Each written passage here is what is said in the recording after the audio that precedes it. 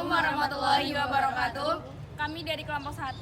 Di sini saya Revain Dual Musa dengan NIM 22030095 akan menjelaskan materi tentang demokrasi Pancasila.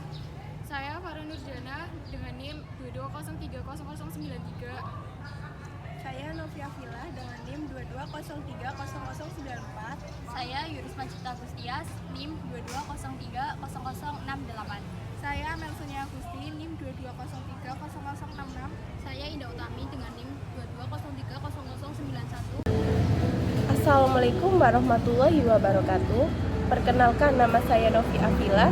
Saya dari Prodi D3 Akuntansi Politeknik Harapan Bersama Tegal.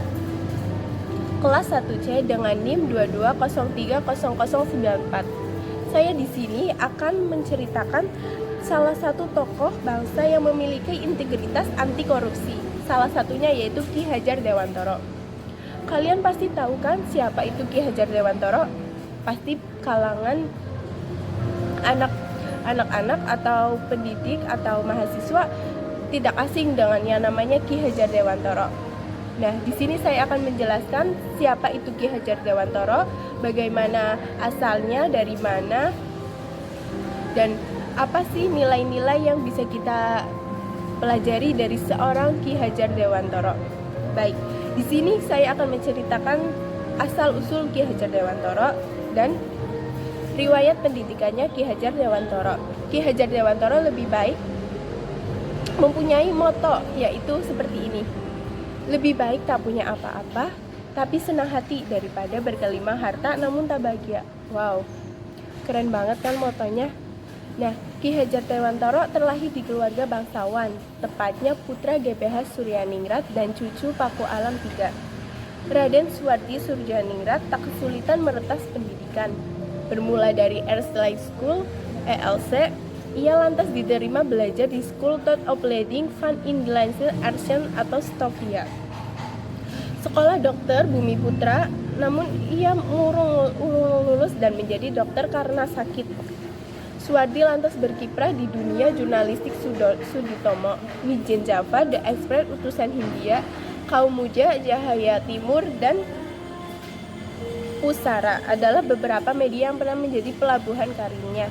Pada saat yang bersamaan, ia pun berkiprah di dunia politik.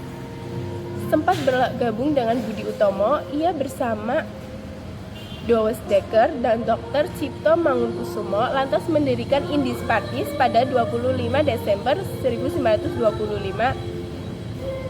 Karena perannya yang tajam dan kiprah politiknya, pria yang memutuskan menanggalkan gelar kebangsawaannya dengan mengganti nama menjadi Ki Hajar Dewantoro pada umur 40 tahun tersebut sangat dimusuhi beberapa pemerintah kolonial Belanda. Bersama dua sahabatnya, sesama pendiri Indies Parties, Ki Hajar dijatuhi hukuman tanpa proses pengadilan. Mereka harus menjalani masa pembuangan. Atas hukuman itu, ketiganya mengajukan permohonan untuk dibuang ke Belanda, bukan tempat terpencil di negeri sendiri.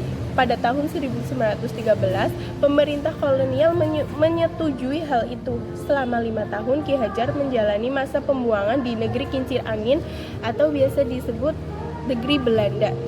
Kesempatan itu digunakan untuk mendalami masalah pendidikan dan pengajaran hingga akhirnya Ki Hajar mendapatkan Iroepich Akte yang memungkinkan mendirikan lembaga pendidikan. Itulah titik balik perjuangan Ki Hajar Dewantoro. Sepulang ke tanah air, dia mendirikan perguruan taman siswa pada tahun 1922.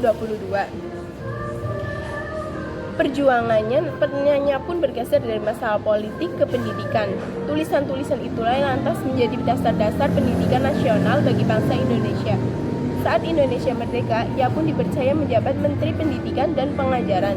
Berkat perjuangan dan komitmennya terhadap pendidikan, Ki Hajar mendapat gelar Doktor Honoris Causa dari Universitas Gadjah Mada pada tahun 1957. 2 tahun berselang, tepatnya pada tanggal 28 April 1959, Ki Hajar meninggal dunia dan dimakamkan di Yogyakarta.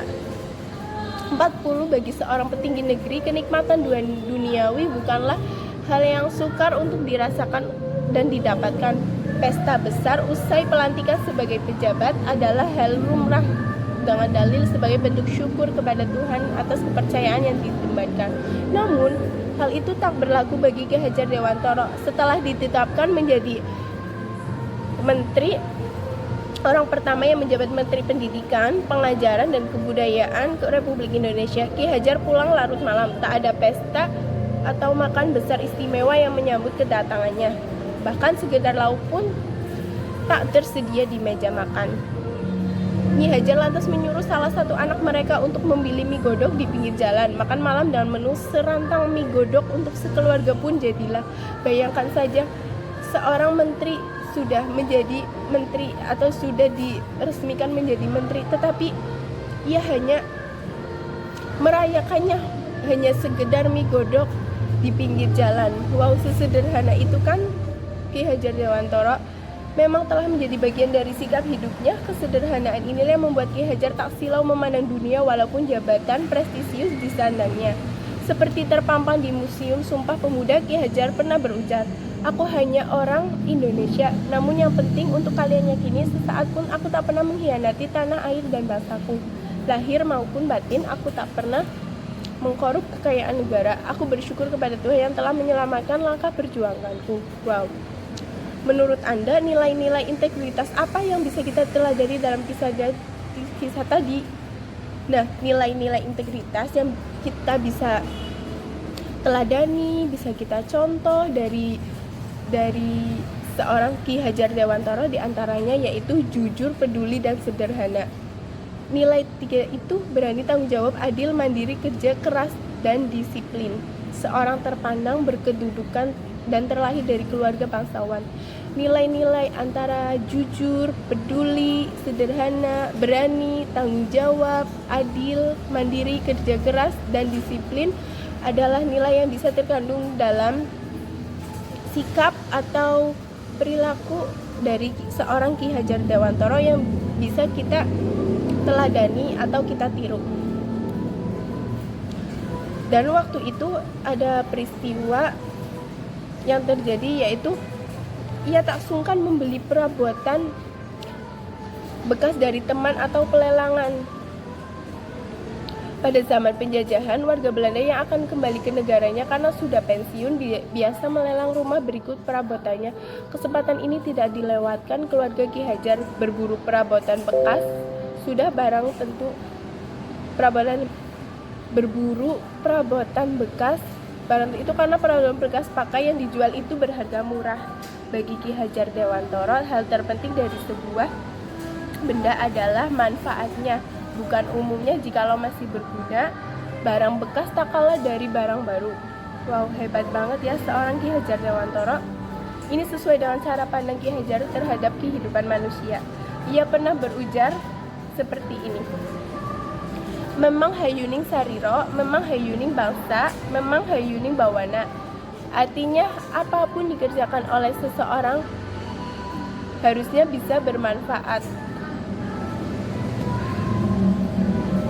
Apapun yang dikerjakan seseorang harusnya bisa bermanfaat bagi diri sendiri, bermanfaat bagi bangsa, dan bermanfaat bagi dunia. Sekian yang dapat saya jelaskan tentang seorang tokoh integritas bangsa, anti korupsi, yaitu Ki Hajar Dewantara. Kurang lebihnya saya mohon maaf. Saya pamit undur diri. Terima kasih. Wassalamualaikum warahmatullahi wabarakatuh.